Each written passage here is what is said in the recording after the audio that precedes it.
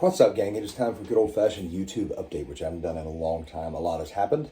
And first and foremost, let's talk about what's important. So this is my 2021 G&L, made in, I think, May of 21 G&L Sweetwater exclusive. This is the ASAT Classic, but it's the custom. So it's got this neat little tortoise binding. It's a one-piece swamp ash body, rosewood, maple, of course, all that stuff. But you've got your Leo Fender design, MFD, I don't know, it's magnetic field design is what they stand for. Ceramic based pickups with the adjustable pole pieces, just really special. This one here, kind of like halfway between a P90 and like a fat Strat kind of sound there. And then this is just like a warmed up, beefed up telly pickup that is also not like a telly pickup. So I'm going to play just a little bit and then tell you about my crazy life.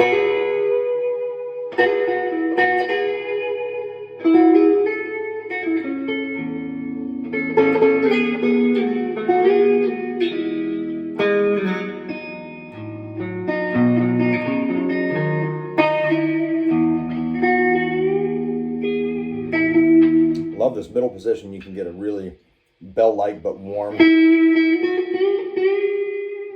vocal, incredibly vocal guitar, but still really clear, unusually clear.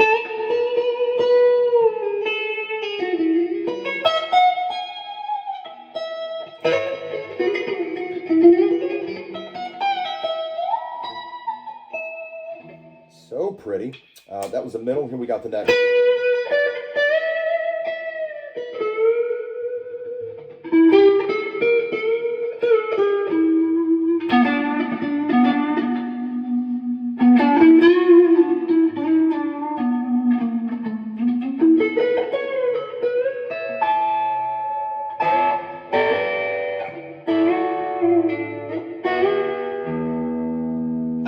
It's so good.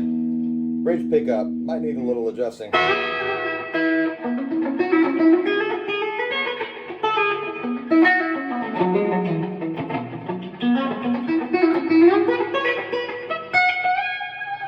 The beauty of what he's done here, besides a lot of other things, is you can get the touch sensitivity, the volume sensitivity, the output sensitivity that you're used to with like a really low wound traditional Alnico pickup, but it has the beef. It still has the space. It has a space, but it has the beef. It has the thick in the middle, but it's never congested sounding.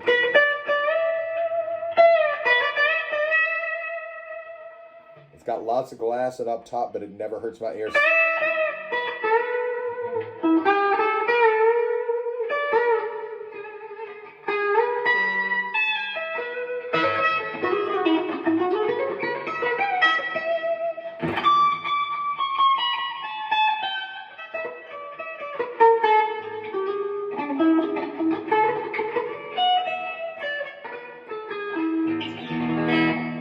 All right, so you can skip to whatever 323 here if you don't want to hear any of that. So I went to Indiana, I went to Sweetwater, I left. That's like the elephant in the room, right? So it's not Sweetwater. It's not any one thing. It was a lot of things. The short answer is family and home.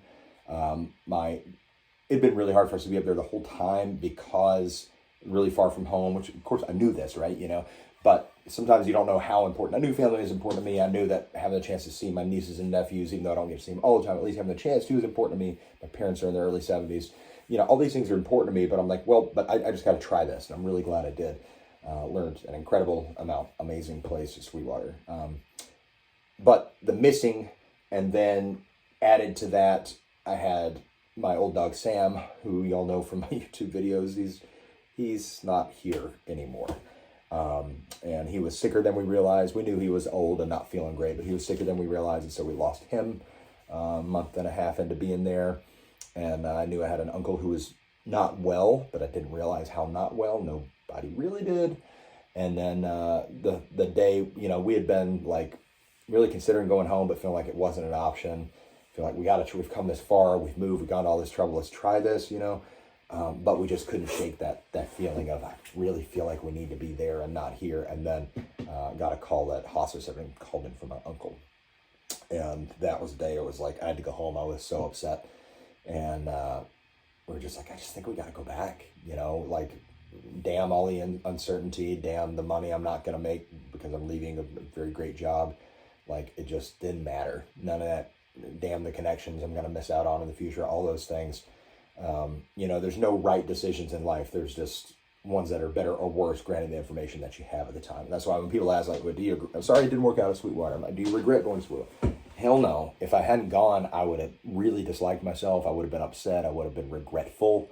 Would have been resentful of myself that I hadn't made the most of this opportunity. I wouldn't have known that it wasn't going to feel right long term. And I also wouldn't have met all the incredible people I met and seen the amazing place that is Sweetwater. So if you're buying new gear, by all means, it's the place to do it. It is the place to buy new gear on the internet. If you're buying used gear, they've got the gear exchange. And if you're buying used gear at your local shop, then that's my favorite. I'm a local guy. I'm a mom and pop guy. That was hard for me too, even though Sweetwater is amazing. So that's first things first. Is no bad anything about Sweetwater. They were an amazing place. So many incredible resources, unbelievable people, unbelievable experience in that place.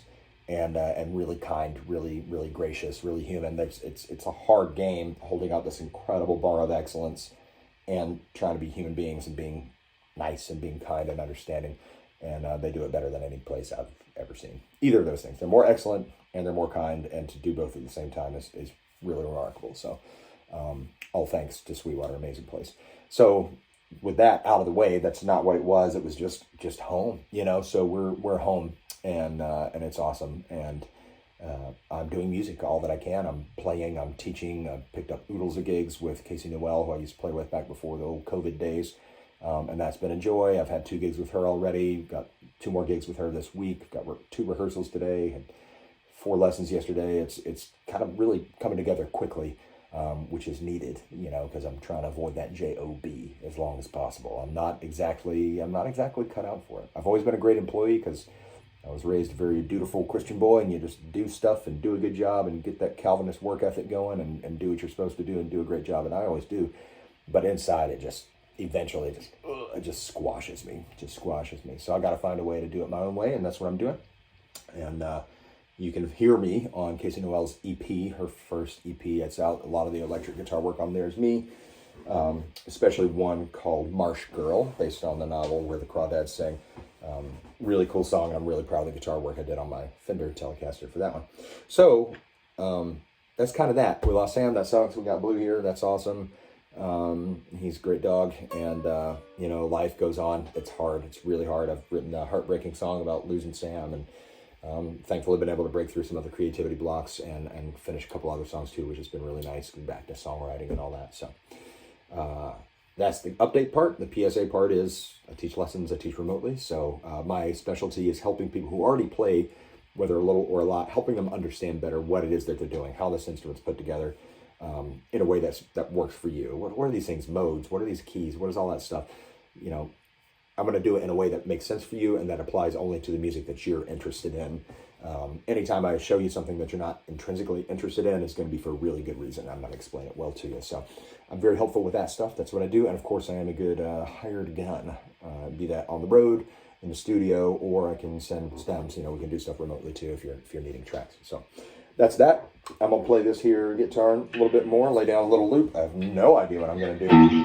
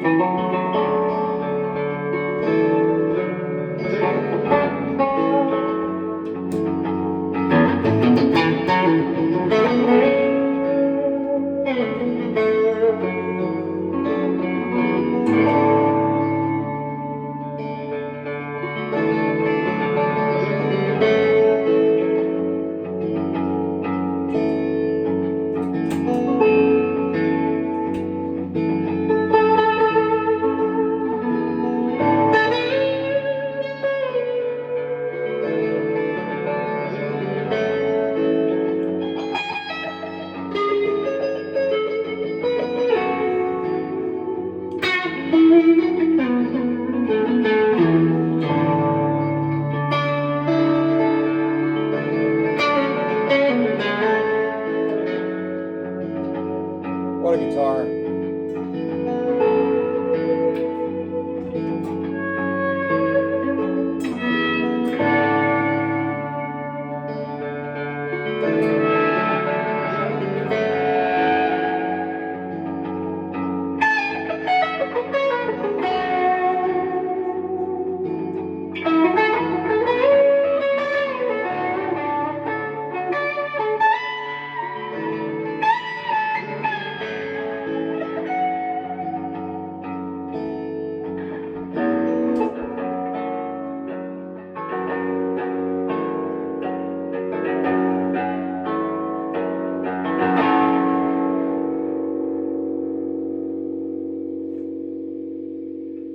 That was fun. And now I have a better idea of how I feel than I did before. That's the thing with the guitar. I don't know how I feel, but the guitar always knows how I feel.